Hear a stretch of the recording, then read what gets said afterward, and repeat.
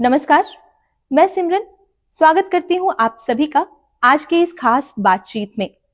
हमारे साथ मौजूद है बिहार लोक सेवा आयोग के परीक्षा नियंत्रक एवं भारतीय प्रशासनिक सेवा के वरिष्ठ पदाधिकारी श्री राजेश कुमार सिंह जी। आज हम बात करेंगे बीपीएससी द्वारा आयोजित परीक्षाओं से जुड़े कुछ महत्वपूर्ण प्रश्नों पर। सर, आपका बहुत बहुत स्वागत है। सर, आज हम लोग बात करेंगे बीपीएससी द्वारा आयोजित परीक्षाओं से जुड़े कुछ महत्वपूर्ण प्रश्नों पर।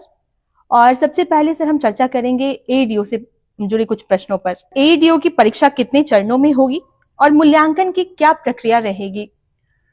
देखिए, सहायक शिक्षा विकास पदाधिकारी की परीक्षा जनवरी 10 से 16 तक संभावित है। ये परीक्षा 3 चरणों में ली जाएगी। एक चरण 2 दिनों का होगा।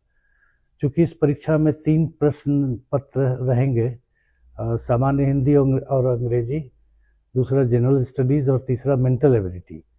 तो एक दिन में फर्स्ट सिटिंग और सेकंड सिटिंग परीक्षा होगी और दूसरे दिन फिर फर्स्ट सिटिंग में परीक्षा होगी। इस प्रकार एक चरण 2 दिनों में संपन्न होगा, 10 और 11 को।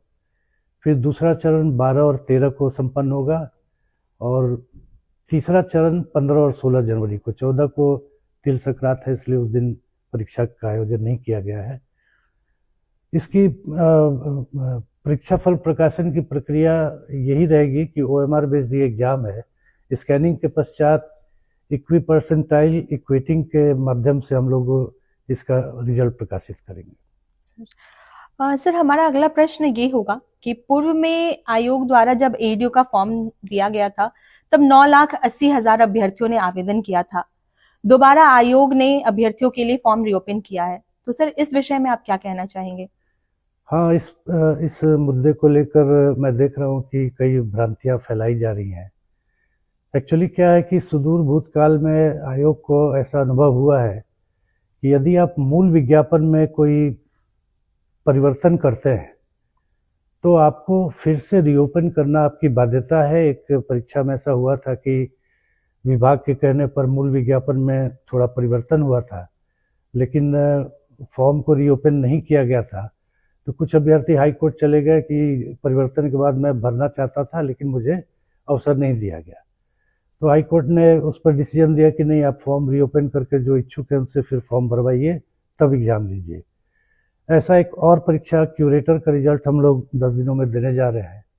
उस समय भी ऐसा हुआ था कि रोस्टर में कुछ परिवर्तन हुआ था, तो फिर से जो चेंज किया गया रोस्टर था तो उसके हिसाब से पुनः दोबारा फॉर्म भरवाया गया। तो आयोग अपने मूल विज्ञापन में अगर कोई परिवर्तन करता है तो हमारी बाध्यता है, मैंडेटरी है, कोई ऑप्शनल नहीं है। मिनिमम 1 सप्ताह के लिए हमें फॉर्म रीओपन करना है, कोई भरे चाहे नहीं भरे। इसको लेकर कई लोग भ्रांति फैला रहे हैं कि किसी के लिए 9,80,000 कैंडिडेट आ चुके हैं हम और किसी के लिए अब थोड़ी आमंत्रित करना चाह रहे हैं कि और लोग आए। पर्याप्त समय दिया जा चुका था, लेकिन अब चूँकि हमें देर से आयोग में पारित हुआ कि 3 फेज में एग्ज़ाम लेना है, चूँकि 9,80,000 कैंडिडेट का हम एक बार में एग्ज़ाम ले नहीं सकते। और ये परिवर्तन की सूचना हमने दिया, शुद्धि पत्र निकाला मूल विज्ञापन में, तो हमें फॉर्म को 1 सप्ताह के लिए रीओपन करना ही है।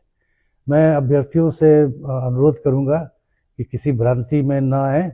ये एक मैंडेटरी प्रक्रिया है जिसका पालन आयोग को करना ही होता है। सर, हमारा अगला सवाल ये है कि एडीओ परीक्षा में नेगेटिव मार्किंग या मार्किंग को लेकर अभ्यर्थियों में काफी बहुत सारे प्रश्न हैं और अभ्यर्थियों के बीच में बहुत कंफ्यूजन है, तो सर उस पर कुछ प्रकाश डालें। सर देखिए, जीएस और मेंटल एबिलिटी का जो परीक्षा है उसमें निगेटिव मार्किंग तो ये सभी को पता है।